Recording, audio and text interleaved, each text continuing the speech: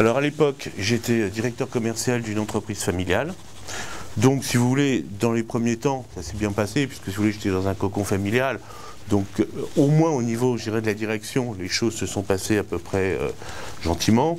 Bon, au niveau de mes collaborateurs, j'ai eu plusieurs types de réactions, des gens qui l'ont compris, des gens qui ne l'ont pas compris, j'ai eu même des gens qui l'ont refusé. Cette problématique de dire ou ne pas dire pèse souvent sur l'esprit des gens parce que c'est lourd à porter et ça complique la relation professionnelle même s'il n'y a pas d'impact physique direct. Quelqu'un qui est en contact avec le grand public comme moi, à 42 ans, qui tremble, on imagine beaucoup de choses, mais certainement pas la maladie de Parkinson. Et c'est très mal ressenti. Il est vrai que si vous voulez, dans un premier temps, j'ai commencé par le refuser. J'ai commencé par cacher mon bras. Et puis je dirais, le temps aidant, vous en parlez beaucoup plus facilement. Ça a quand même un gros avantage, c'est que la personne sait de quoi il s'agit, et donc ça prend tout à fait une autre dimension. La loi n'oblige pas à déclarer une maladie. Du moment qu'il n'y a pas de perturbation sur le métier, on n'est rien obligé de dire.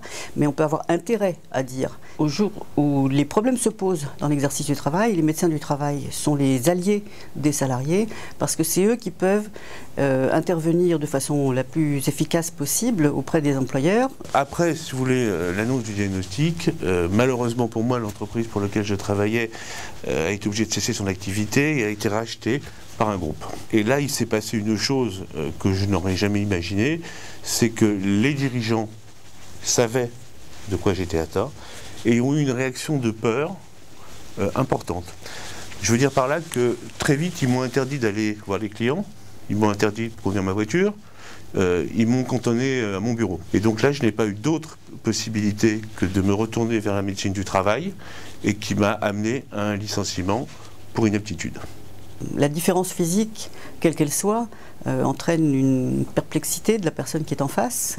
Et par rapport au reclassement d'une personne qui a été licenciée pour inaptitude de son entreprise, il existe auprès de Pôle emploi des structures spécialisées dans la recherche d'emploi pour les personnes handicapées.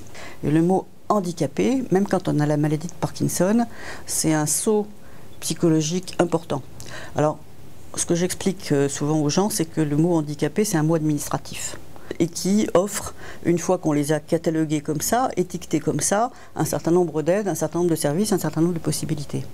Alors, suite à ce licenciement par inaptitude, je n'ai pas eu d'autre solution que de créer donc une société d'agence commerciale où je continue, où j'ai repris une activité, mais là en tant qu'indépendant. J'ai souvent des interlocuteurs qui sont jeunes et même très jeune par rapport à l'image qu'on a couramment de la maladie de Parkinson, qu'on voit comme une maladie de personnes âgées. Ça veut dire que ça laisse une perspective de vie professionnelle encore très longue et que quand on ne peut plus exercer le même métier, eh bien, on se pose des questions qui engagent non seulement, je dirais, l'immédiat et les ressources et le métier, mais qui engagent toute la vie parce que il faut trouver les moyens de vivre, de s'occuper, d'avoir une relation avec le reste de la société et d'avoir des projets, donc de trouver une reconversion professionnelle.